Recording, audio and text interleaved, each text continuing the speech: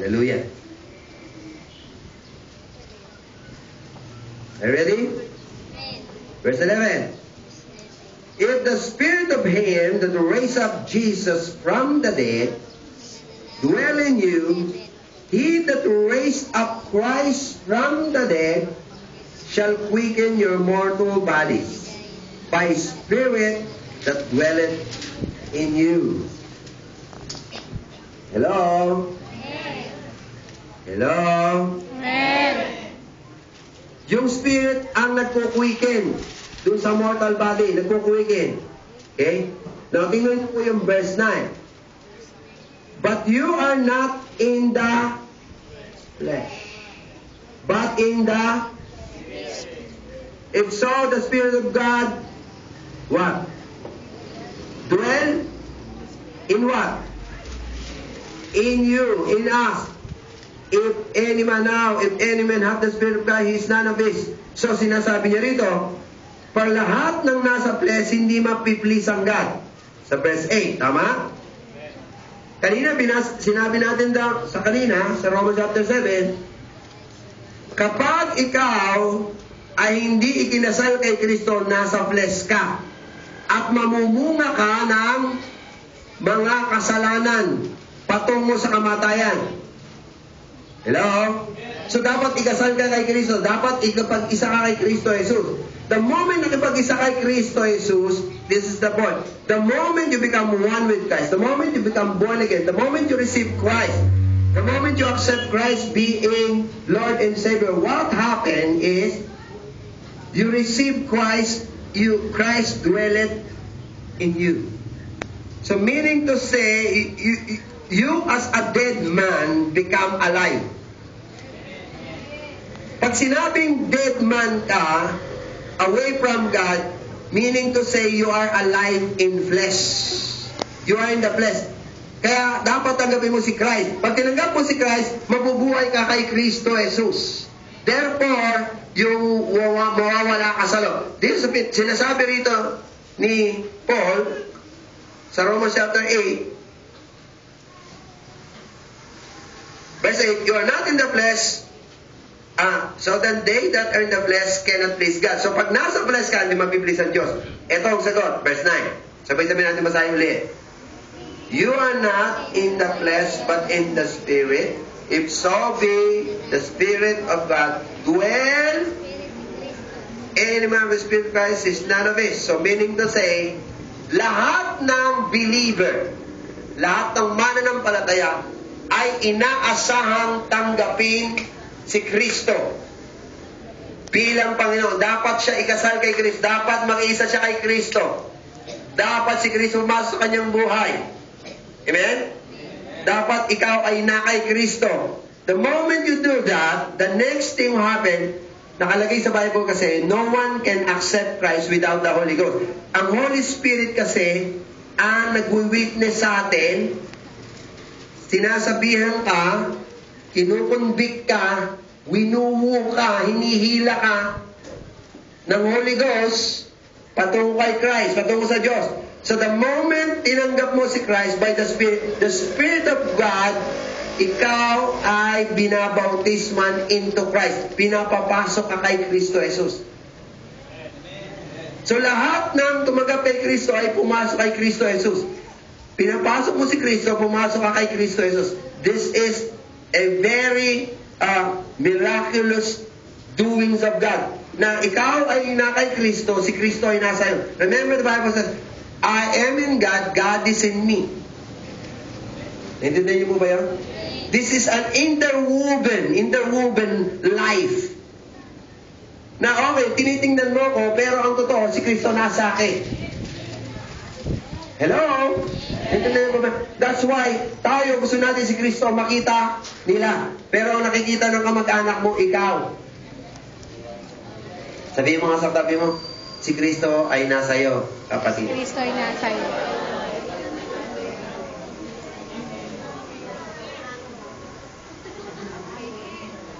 Okay? Verse 10. If Christ be in you, the body is dead because of sin. But the Spirit is life because of righteousness. So meaning to say, kapag si Kristo ba ay nasa inyo? Amen. Pakisigaw niyo, baka kasi may demonic sa paligid. Si Kristo ba ay nasa inyo? Meaning to say, your body is dead. Now, makinig po kayo.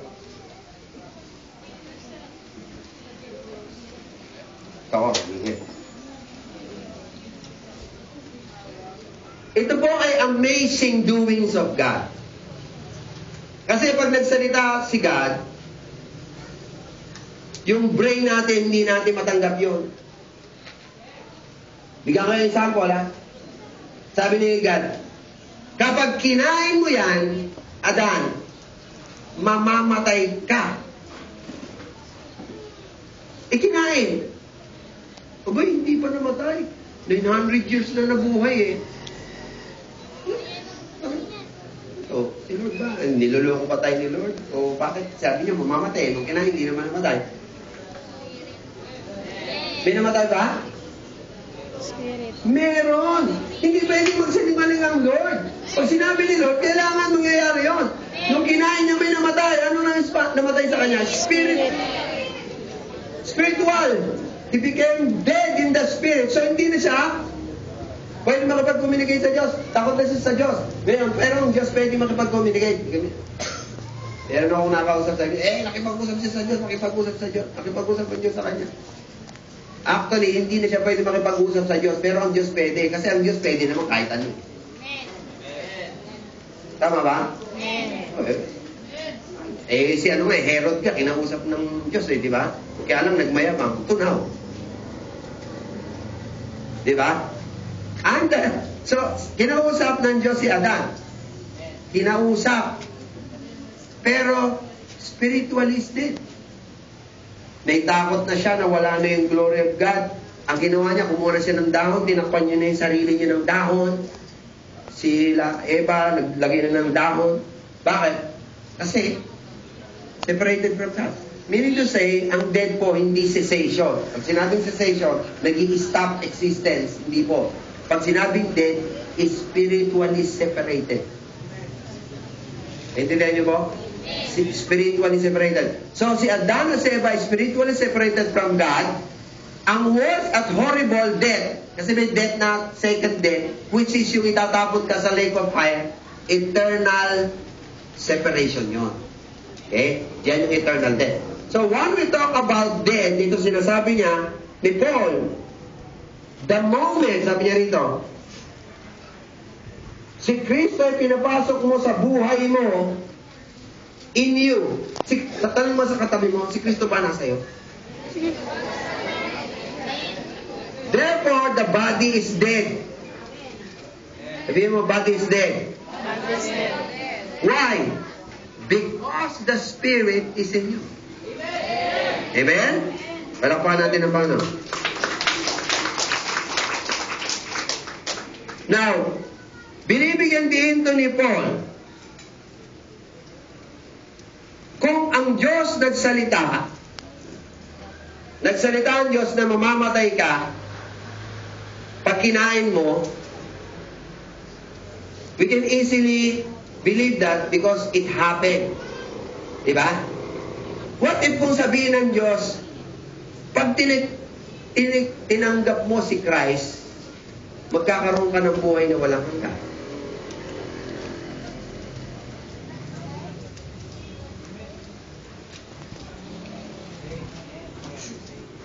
Napakadaling sabihin, napakadaling intindihin. Lahat ng wala kay Kristo, walang buhay na walang hanggan, makasalanan. Diba? Mamamatay sila. Parang sinabi ng Diyos sa'yo, natanggapin mo lang si Kristo bilang yung Panginoong tagapagligtas, magkakaroon ka ng buhay na masagana. Ikaw ay magiging banal, ikaw ay magiging matuwid, ikaw ay magiging busila, ikaw ay akit paupin sa kanan, ikaw ay magiging ambassador, ikaw ay magiging banal. If Jesus said that, will you believe? Amen. Amen. That's the point. The word is spoken. So sinasabi ni Paul, the moment na ang banal na espiritu manahan sa'yo, you are dead.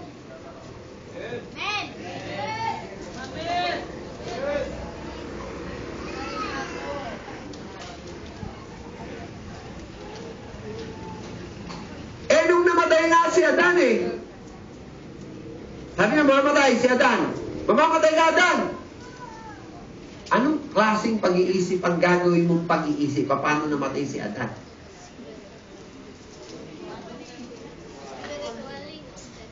Ayan na. He is dead when talking. He's dead. Ba't kumakain sa buhay siya? Kung sabihin ko nga, sinasabi nga sa iyo ng Panginoon, napatay na ang katawan mo. Your flesh is dead already. So, ano ibig sabihin na, if your flesh is dead, meaning to say, you're living in the Spirit. Amen.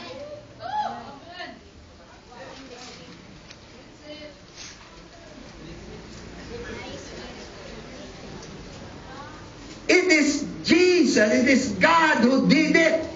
This is our problem.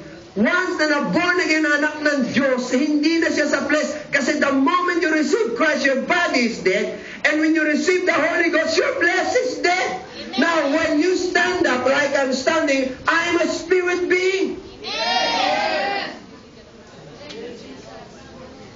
If I'm a spirit being, then I can walk in the Spirit and live in the Spirit. Amen? Now, this is very powerful because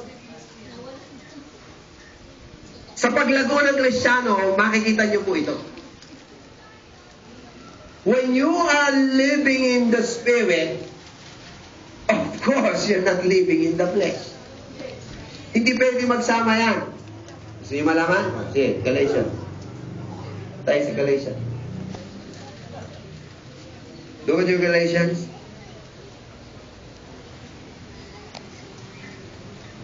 Chapter 5.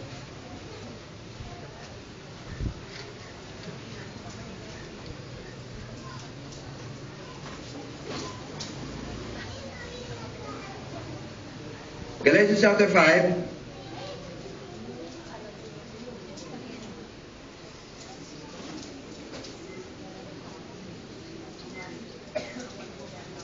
Verse 16. This I say then, walk in the Spirit, you shall not fulfill the lust of the flesh. Walk in the Spirit. Sabi mo nga sa tabi mo, walk in the Spirit. Walk in the Spirit. You shall not fulfill the lust of the flesh. Okay? Bakit? 17. For the flesh lusts against the Spirit, and the Spirit lusts against the flesh. These are contrary one to another, so that you cannot do the things that you would. Kapag ikaw ay na Spirit, wala ka sa flesh. Pag nasa flesh ka, definitely wala ka sa Spirit. Hello? So, kung ikaw ay nasa Spirit, at anak ng Diyos, lahat nasa Spirit. The moment you receive Christ, the moment you receive the Holy Ghost, you are not in the flesh anymore. You are in the Spirit. Now listen very carefully. James said, kapag ikaw ay tumingin sa salamin, dapat makita mo yung, alin? Multo? Sino dapat makita mo? Actually, dapat makita mo yung sarili mo. Tama? Pero what is talking about, sabi niya, bakit kayo pag tumingin sa salamin, pag alis nyo, nakakalimutan nyo yung mukha nyo? Ano yung sabihin niya?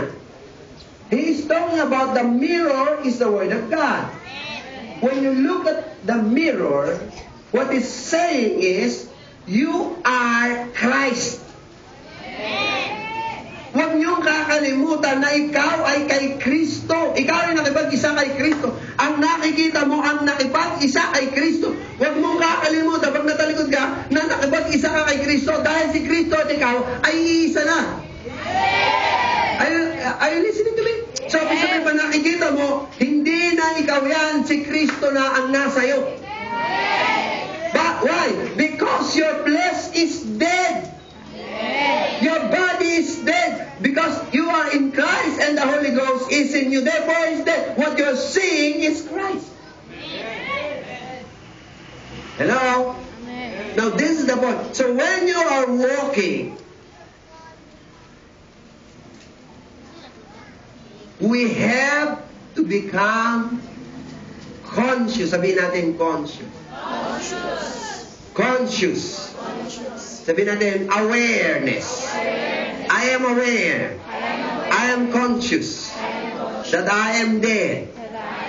My flesh is dead. My flesh is dead. My body is dead. My body is dead. So you are Christ. Christ with it. Kay Kristo ka. Si Kristo may-ari sa'yo. Kaya 1 Corinthians 6:19-20. Know ye not that you are the temple of the Holy Ghost? You are bought with a price. Binili ka, binayaran ka. Hindi na ikaw may-ari ng sarili mo. Hello? Kaya once ng anak ng tao, o anak, ikaw at ako, ay na-born again, nakapag-isa kay Kristo, iba ka ng nilalang. Kaya ang tawag sa iyo, new creation.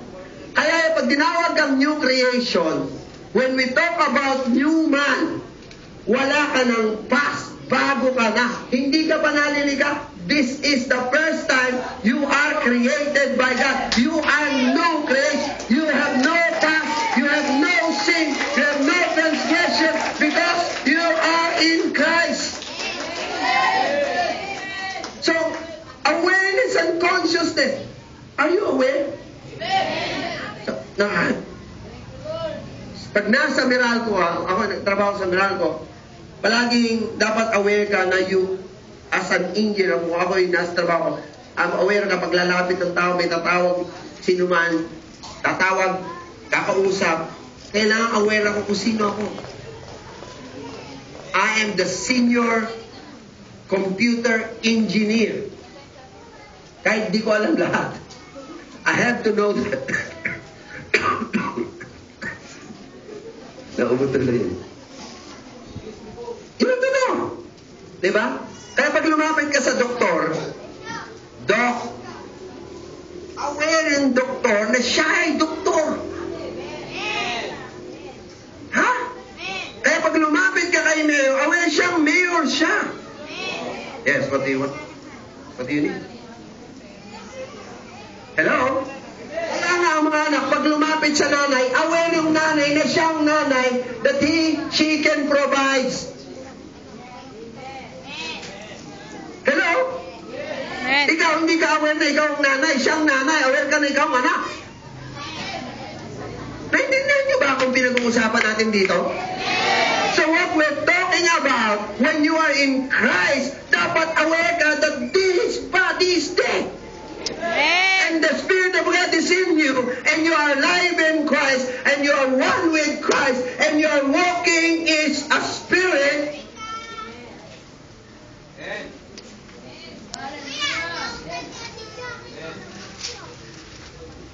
Hold on, mayos kayo ng upuan nyo, mayos kayo ng upuan nyo, malalaglag kayo.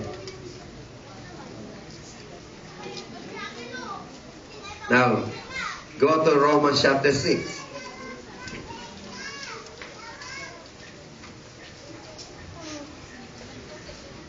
Eto na.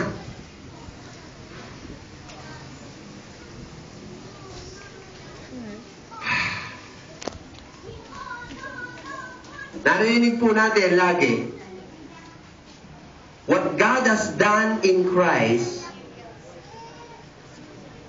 is done unto you. Wala siyang ginawa para sa kanyang sarili. Everything that Jesus did for you and for me. Oh, kasi as God, ano kailangan niya? Pag God kami, kailangan ka ba? Even if you don't, wala nang mga nag-i-exist doon. God na si God eh. Oh. Diba? So si Christ, Jesus is the Son of God, is God. Hindi niya tayo kailangan. But this is the point. When He came into this earth, He had to do everything should be done in a legal way. Hindi niya pwedeng bitbitin sa talas, sa impyerno ka na, tunaw ka. The end. Wala nang masama, lahat mabuti na, you are all good, wala nang mag-iisip ng masama. Tapos, perfect. Hindi niya pwedeng gawin yun. Dahil, it must be in a legal way. Amen? Amen ba? So here, what we're talking about here, na sinasabi natin sa Romans chapter 6. Look at your Bible. Romans chapter 6. Nandun tayo sa Romans chapter 6. Look at this. Verse 3. Know ye not that so many of us were baptized into Jesus Christ, were baptized into His death? Nung si Kristo ay binaptize, tayo rin ay nabaptize. Siguro maalala nyo, nung dumating po si Jesus, di ba? Lumaba si Jesus Kitang-kita ni John the Baptist. Kasi sabi ng Lord, yung aking anak, malalaman mo siyang aking anak kasi bababa yung dahab. So, nung nagbabaptize siya, kitang-kita niya, pag step ni Jesus sa tubig, bumababa yung kalapate. Dumabo kay Christ. Kaya sumigaw ko siya, this is the Son of God. This is the Lamb of God pala.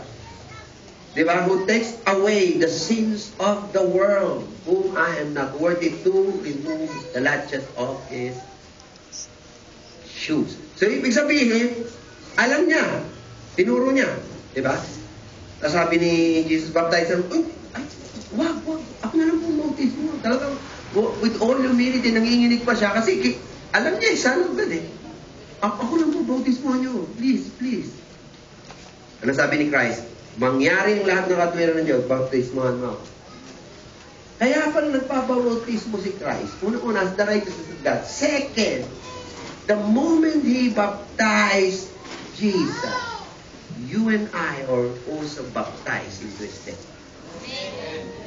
Kaya tayong lahat, pag nagbabautismo kayo sa water, kaya may yung baptisming water Ano ginagawa? Lulubog, di ba?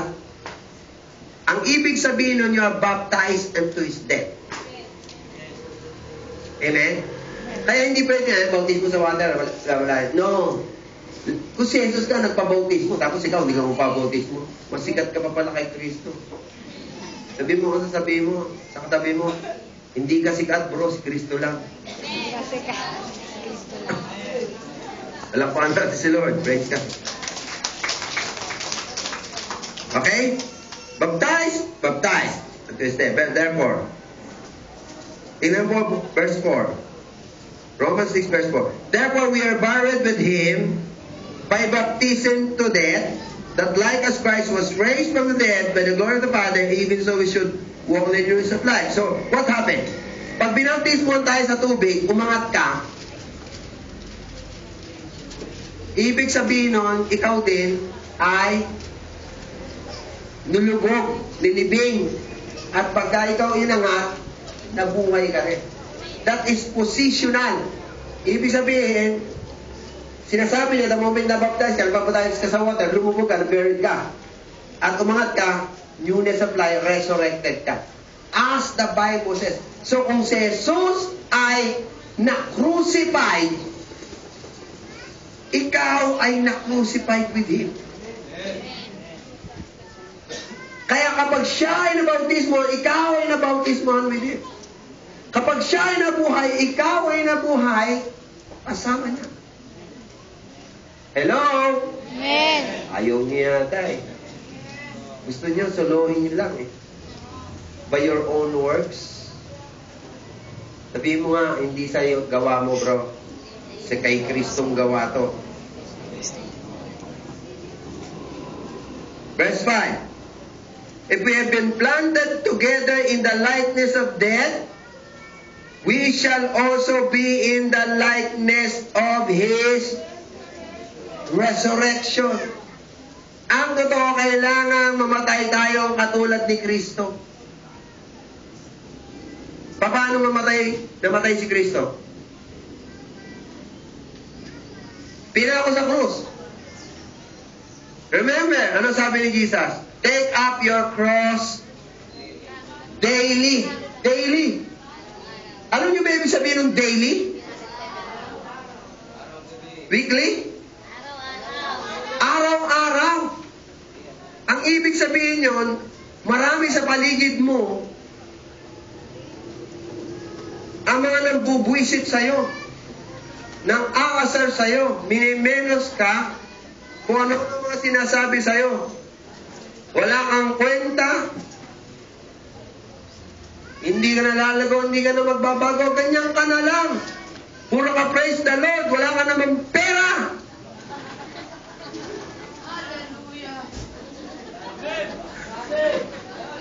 Pa-hallelujah, hallelujah ka ba? Buti ba ako, may pera ako, tapos ikaw minsan manghihiram ka pa sa akin, tapos sasabihin mo, ang Diyos mo mayaman.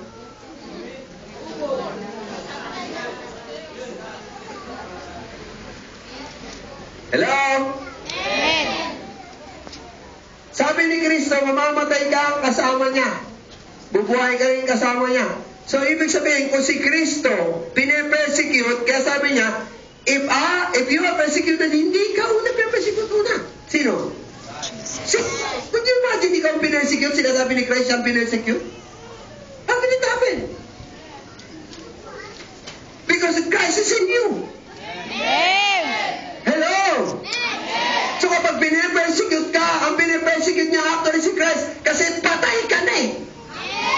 Ang buhay dyan ay si Kristo, Brad. Nasa iyong buhay, bro. Kaya ang pine-persecute nila ay walang iba, kundi si Kristo, ang hari ng mga hari, Panginoon ng mga Panginoon. Ngayon, eto ngayon eh, pine-persecute ka, gaganti ka. May inis ka. Ang mga Kristiyan hindi pwedeng gumanti, patay na yan eh. Now, this is very important. You know the disciples and even Christ, kapag sila nagsasalita, si Christ hindi nagsasalita.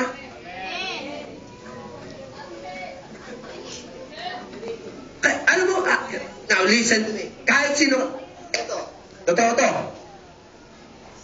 Kung marami kayong magkakapatid, meron kang kapatid na inaasar mo na hindi nagsasalita, may inis ka. May salita ka ng salita, wala lang.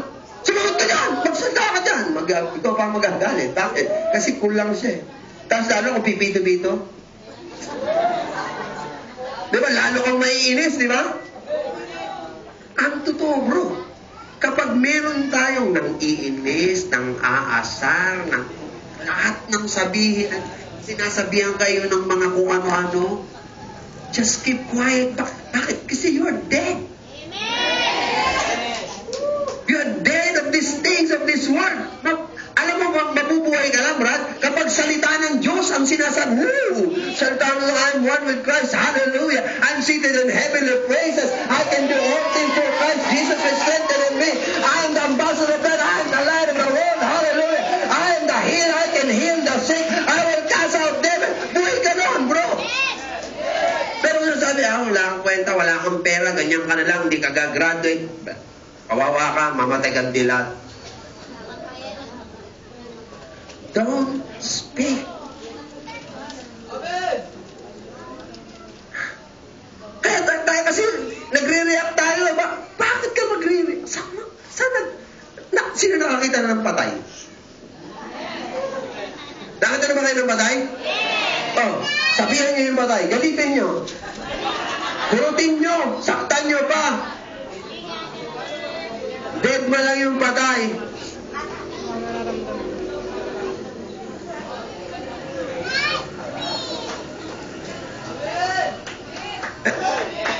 Hello? That's why we as believers ay ibang creation tayo. Dapat you should be aware and conscious that it is Christ that liveth in this vessel.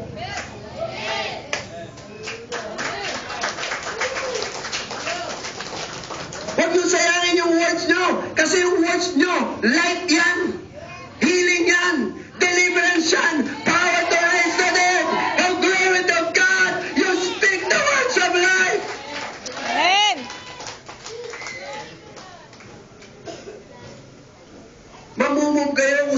sinasabi sa inyo?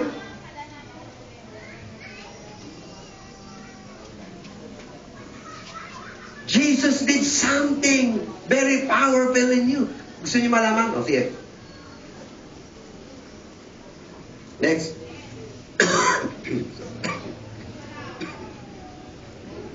Praise the Lord. Look at your verse 6. Knowing this, 6:6, Romans, that our old man is crucified with Him. Kinrucify na yung luma natin. Amen? That the body of sin might be destroyed, henceforth we should not serve sin anymore. For he that is dead, sabi natin verse 7, 1, 2, 3, lakas natin. For he that is dead is freed from sin. Patay ka na eh. Malaya na tayo sa kasalanan. Sabi mo nga sa katabi mo, mapalad ka talaga, malaya ka na sa kasalanan.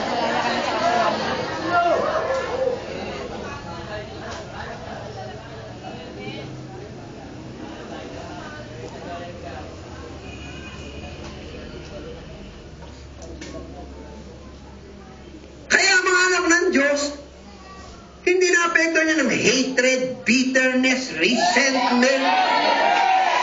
Hindi na-apekto niya ng kahit ano na yan. Why? Because they are dead. Ano ang meron sila? Love. For God has given us not the spirit of fear, power, love, and sound mind. Why? Because we have something that they don't have. That's why we can give what they don't have. Amen? Kaya kapag pinangingis, nangasan mo ano ng mga sinasabi, maingay. Just be cool.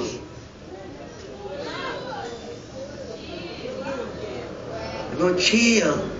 Huwag kang magsalita kasi pag kami nagsasalita, lang naiinis eh, di ba? Huwag magsalita. Jesus did it. Stephen pala. Stephen, ay ganon. Di ba? Tingnan niyo si Shadrach, Meshach at Abednego. Tingnan niyo si Daniel. Sabi kay Daniel, papakain ka namin sa Diyos. Pag nakita ka namin, nagpupuri ka sa Diyos, papakain ka namin. Pray pa rin siya, worship pa rin siya. Nung nahuli, kinuha agad siya, hinawakan siya. Di ba? Hindi siya pumalat. Lagi ka namin sa leon. Let's go. Di ba? Let's go. Sa yung lion, let's go. Hindi siya ko, please! Wala, bro! Shadrach, Meshach at Abednego, ganun din. Ano sabi niya? Sinasabi sa hari, ililigtas kami ng Diyos. Kung hindi kami ililigtasin, pa rin kami magbabago. Parang kayo lang yan. Inaasar-asar kayo, binubwisit-bisit kayo. Tapos, sasabihin mo, Brad, wala kang makukuha sa akin because I am cool, I am in Christ, I am dead. What you can ask from me, only the Word of God, the power of the Word, the healing power of God, deliverance of the Word. Amen? Ang Shadrach, Meshach at Abednego, ano nga? Lalagay sa pugon 7 times na pinainit. Nasunog pa yung nagpasok. Alam mo yung tatlo, maniwala ka, naggagagano. Parang awa ko na. Kapait na mo. Please. Wala. Lagyan sa pugon. Nasaan? Puntahan natin yung pugon. Asan? Ayun, doon. Sige doon. Hindi pumapalag. Hindi nagsasabing, ba't ginaganito mo ako? Ang bait-bait ko. Walang ginagawang masama. Ginanito mo ko. Please. Hindi siya naggagaganon. Huwag kayong maggaganon. Ha? What they're trying to... Lahat sila ng Mary, Daniel, Peter, the disciples, kulang. Even lahat sila. They all submitted. Jesus, nakita niyo ba? Son of God, I have many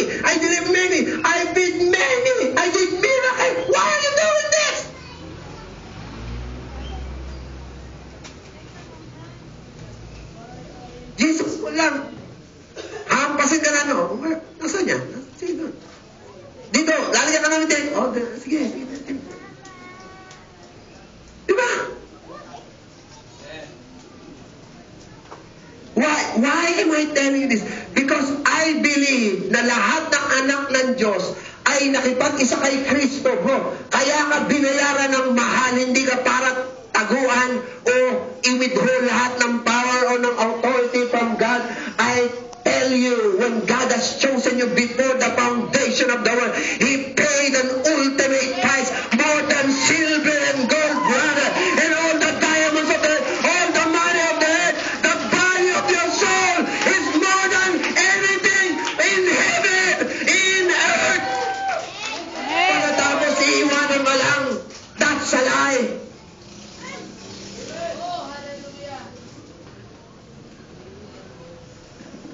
Are you getting this? As long as you are worshiping God, blessing the Lord, one with God. Kaya nga sabi ni Paul, nothing can separate me from the love of God. Not angels, not persecution, not perils, not death, not Satan, not anyone. The love of Christ made me one with Him. Amen. Nakipag-isa kayo kay Kristo, bro. Hello? Just think of that. Meditate on that. Jesus. Verse 9, knowing.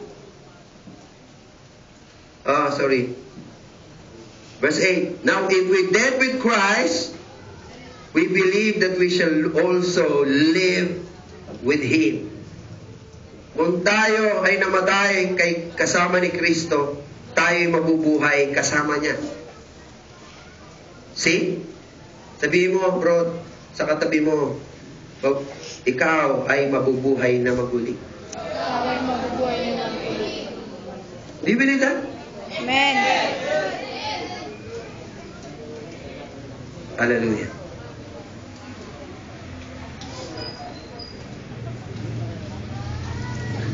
Eto. This is powerful. Are you listening? Verse 9. Everybody reading your Bible. Open your Bible now. Romans chapter 6, verse 9. This is powerful.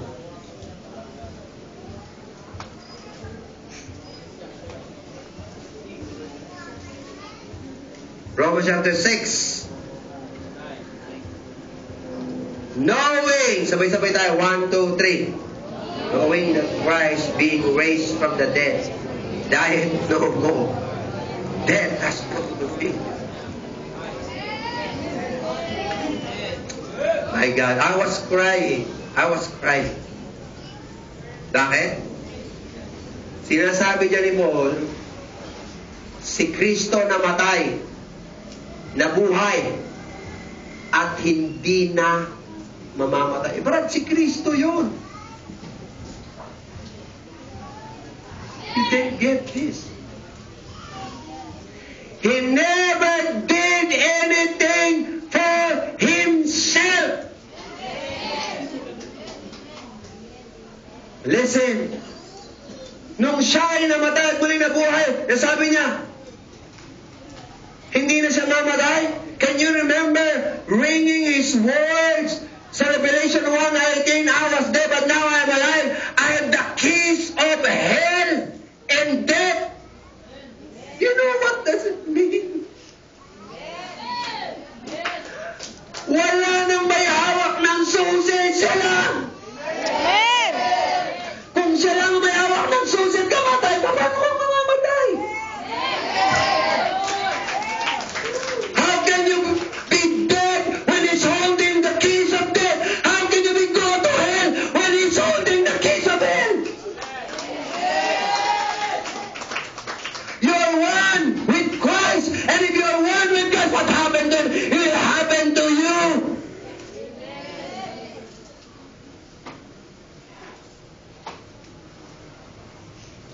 Jesus. That's why we do not worship Him, bless Him. We do not appreciate the thing. Akala mo religion lang yung pinag-uusapan natin. It's not a religion.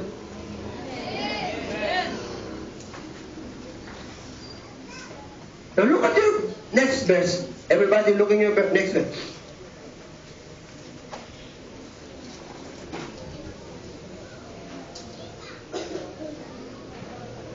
Ay, my God. Alam niyo ba yung 11? Sino nakabasa na 11? Are you reading your 11? Are you reading? Everybody?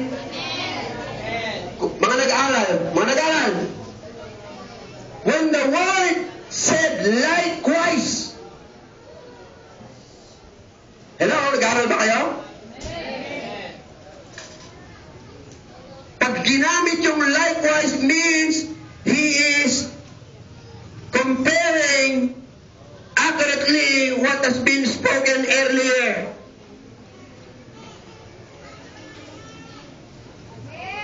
Anong sinasabi earlier? Yung pinag-usapan natin siya na ano? He died unto sin once, but in that he lived unto God. Unto God. He lived unto God. Hello? Likewise, reckon. Alam niyo ba yung sabihin ng reckon? Reckon. R-E-C-K-O-N. Reckon. Sa Tagalog niya, I don't know. Pero ang meaning nito ay believe as it is. Reckon. Believe as if this is true. Hindi niyo ba? Reckon, likewise, reckon, believe what just is saying. Kasi bakit ginagamit yung reckon? Kasi meron tayong eyes, meron tayong 5 senses. Yung 5 senses lahat din nagre-reasoning. Diba? Pag sinabi niyang patay ka na kay Kristo, buhay ako Yung masasalang buhay, sa reasoning mo yun. Yung patay, sa spiritual yun. Pag sinabi yung reckon, meaning to say, isipin mo, alam ko naiisip mo na hindi ganyan ang sinasabi ko sa'yo. Pero sinasabi ko sa'yo, reckon, believe that it is done. Believe what has been said. Though you hear, though you see by your eyes, kung paano siya nabuhay siya sa Diyos, ikaw din na nakipag-isa kay Kristo ay mabubuhay kasama ng Diyos and no one can stop it. You are living with God.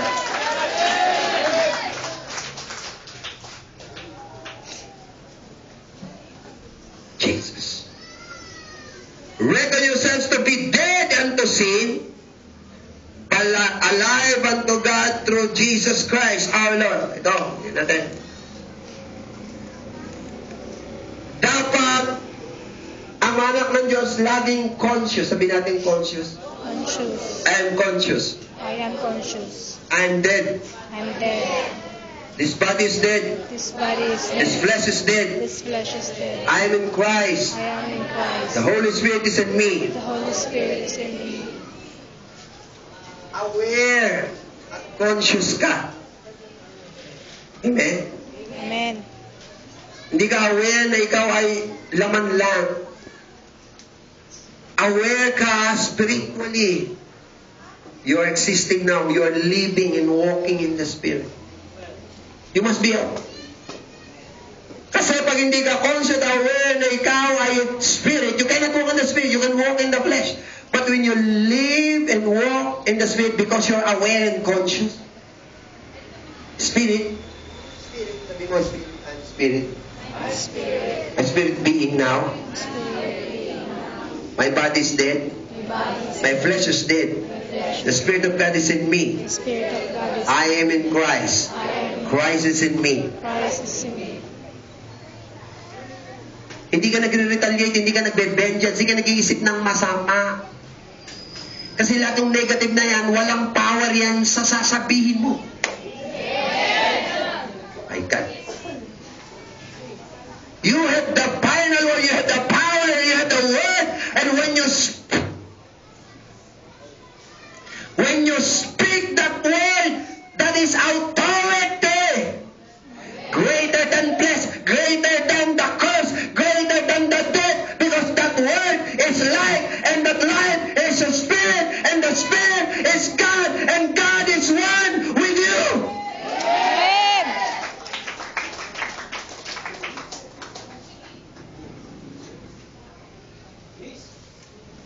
Kapo sakata. Jesus.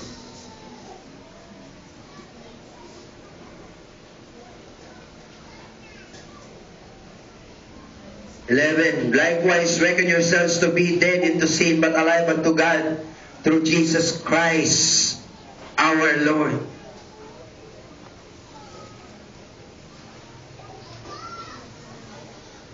In other translations, sabi doon,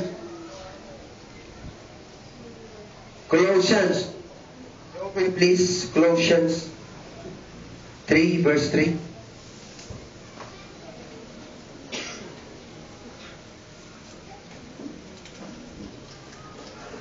Colossians 1 to 3. Are you ready? Read. 1, 2, 3. If you then being risen with Christ, seek those things which are above, where Christ seated on the right hand of God. Set your affection on things above, not on the things on the earth. For you are dead, and your life is hid with Christ in God. Ang mga anak ng Diyos, hindi yung wala na kayo sa level ng flesh. You're not in that level anymore. Hindi niyo ba ako? Reckon yourself is dead. Your flesh is dead. Your body is dead. Reckon it. Be aware. Be conscious. Why? Because you're alive in Christ. When you're alive in Christ, seek those things which are above, heavenly things. But the heavenly things, those are eternal. Those things are the kingdom of God. You are in the kingdom of God. You are not the kingdom of this world. You are not the kingdom of the devil. You are not the kingdom of the lust, the perversion. You are not in the kingdom of the enemy. You are in the kingdom of God. And the kingdom of God is greater. Seek those things which are above. So, hahanapin mo yung nasa langit. O kaya sa isang tao. Listen to me. Ang lahat ng kausap nyo, malalaman nyo kung nasa spiritual o nasa laman.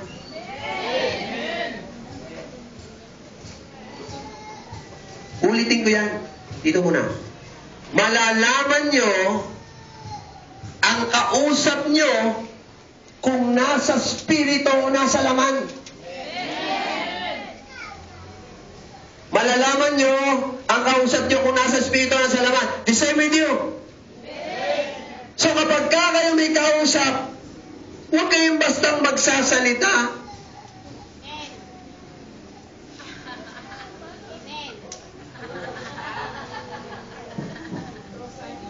Para malaman nyo. Ay, brate, alam mo kasi, sa totoo lang, alam mo yung mga nandiyan sa loob na yan, mahaba ang dila niyan. Ang sasama nila. Tapos ikaw naman, oo nga, baka. Hindi nyo alam, merong espiritu ng LBC yan. Espiritu ng LBC, ano yung espiritu ng LBC? Demonyo ng chismis. Hari ng padala. May hari ng padala sa likod. Merong demonyo ng paghihiwalay, demonyo ng pagkainis, demonyo ng pang-asa, demonyo ng pagkagal, demonyo ng paghihiwalay. You will know that. Sigurado ako, just only thing and ask the Holy Spirit. So ba may demonyo, Lord? O ako? Siya. Pag ang binubulong mo, hindi na alam ko lang where you're coming from. From heaven or from on the opposite? Wala lang ako. Subukan nyo. Pag dumating siya ng chismis, dumating siya ng galit, dumating siya ng paghiwalay, maghiwalay, di ba, may inis, lahat, jealousy, lahat, alam mo yan, kung yan ay hindi sa Diyos. Alam mo yan.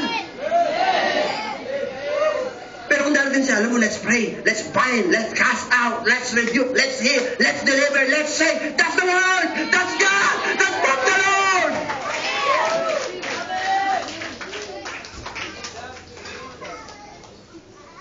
Be conscious. Sabi mo nga, conscious, bra. Ano ang sabi ni Paul? Our life is hid in Christ. Is hid. Tinago. Alam mo, Brad, pakinggan niya to. Napakagaling talaga ni Jesus. Napakahusay ni Lord. Amen. Bakit, bro? Yung buhay natin, tinago niya sa loob niya. Bakit, bro? Sapagkat gusto niya haharap siya. Siya ang harap sa Ama, hindi kayo. Pag humarap siya sa Ama, hindi kayo ang titingnan, brother. Ang titingnan si Kristo. Ang magtitingnan si Kristo, makikita ang dugo. Bayad kayo! Bayad kayo! Bayad kayo! Amen. My God! That's why your and our life is hidden in Christ. Kapo saka talabas talaman dalabas kalalaman. That's the wisdom of Jesus. That's the love of Jesus.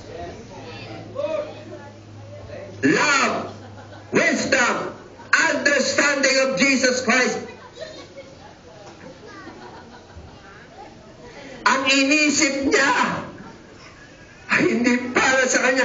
Ang inisip niya mula pa sa bago likay na mundo, inisip niya ang para sa iyo at para sa akin. Ang lahat ng kabuuan para sa iyo, para sa akin.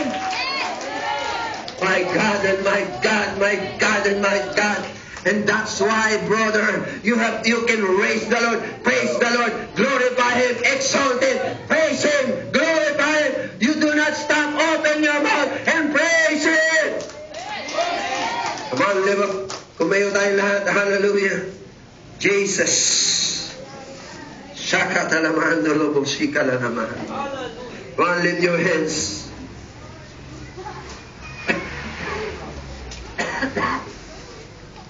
Just lift your hands right now. Hallelujah. Hallelujah, Jesus. Glory to God. Hallelujah. That's right. 1 Corinthians 6:17. He that is joined unto the Lord. Join, past tense. If you join yourself unto the Lord, you become one spirit. Become one spirit. One spirit. One spirit. When God look at you, He's looking at the Spirit of God inside of you. When Jesus is being looked by the Father, He's looking at Jesus Christ. He's not looking at you. Hallelujah. The good things of God, the good things of Christ, the good things. That's why the Bible said, good things. The good of the Lord leads to man's repentance. Ang kabutihan ng Diyos ang magpapadala sa atin sa pagsisisi. Dahil sobrang kabutihan ng Panginoon sa inyo at sa akin. Hallelujah. Oh, glory to God. Hallelujah. Ginawa niyang patay ng naman. You have to believe it. You have to accept it. Binayaran niya, bro. Hindi niya basta yung ginawa. Binayaran niya yan. Paano niya binayaran? Ang kasalanan ay hinampas ang taong walang iba, si Kristo Jesus. Hinampas at pinarusahan. Ang buot ng Diyos pinagsak kay Kristo para ikaw ay makalaya sa kapangyarihan ng kasalanan. That you will not serve sin anymore, but you will serve the Lord Jesus Christ and the righteous. Hallelujah. Hallelujah. Hallelujah. Kaya hindi reliyon ito, hindi sekta ito, hindi denomination ito.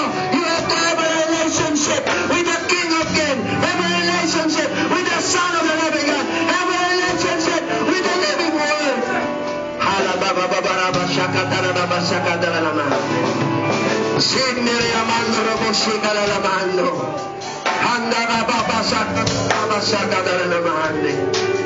Hallelujah. You are made one with Christ. You are not living in the flesh anymore. You are not living in your body anymore. Christ living in you. You are one with Christ. You are walking spirit. Hallelujah. Be aware and conscious. Be aware of God and conscious that you are living spiritual being. Hallelujah. Oh, Hanga Maria Kalamando. Imranana Hostelema. Riandele Bosheri Baba Baba Shakatala Sokodalama. Even Thanksgiving. We finish the Lord. We finish the Lord. Come on, give him praise. Raise your hand. Talk to him. Hallelujah. Make one with him. Your spirit one with him. Hallelujah. By speaking unto the Lord. Confessing. Confessing. Confessing. Confessing one with God. Confessing that you're dead in the flesh. Confessing you're dead in the body. Confess it. Believe it. Believe it. Speak it. Oh, God. We will never take vengeance with brother. We will never speak under your brother anymore.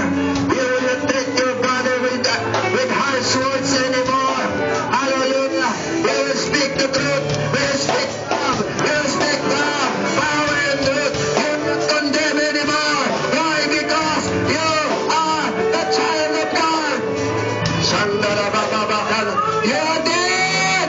Dead. Dead. Dead. Dead. Dead. Dead. Dead. Dead. Dead. Dead. Dead. Bashakatara Baba Baba Baba Basha.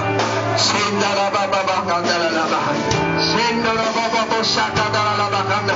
Yendara Bokoro. Come on, let the energy, let the intensity of your words speaking, intensity of your words speaking, not just cool. Ora Bahakiri Masandoro Bosikala Lama. Sindara Bosikandara Lama. Riakasandara Basakatala Baba Baba Shakatala Lama. Yendara Bosikala Lama. Father, today, Lord, that I pray that your people will be conscious that their body is dead and their flesh is dead because Jesus is with them and the Holy Ghost is dwelling within them, within us. We will not just speak any words against our brother. We will speak love, we will speak power, we speak of authority, we speak of love and consciousness with joy, peace, unity, with care. You've given the spirit of peace. We receive that peace. We receive that joy. We will not get angry or get mad with our brothers. We will not destroy them. We will not divide them. Because you've called us from darkness. You make one with us. Instead you divide, you make us one and united with you. Thank you so much for this truth. Thank you, Lord. Thank you for what you've done. That we are one. And because we are one now, we can stand in your presence without fear, but with love, with joy, believing that you have accepted us. We're not trying to be accepted. You have accepted us. Thank you for the truth. Today, Lord, we honor you, give you praise. That every one of us, Lord, is aware. We are aware now. We are aware now. We are aware. Say this, I am aware and conscious that this body is dead and I'm alive. I am living. My flesh is dead. Dead. I'm alive. Walking, living in the Spirit, because the Spirit of God is in me. I am one. I will seek those things that are heavenly. They are eternal. Because I'm a spirit being. Thank you, Jesus. You finished the work. I accept right now. I receive it. I receive it. I take it. Be it unto me according to your word. In Jesus' name. God bless you. Amen and amen. Praise the Lord.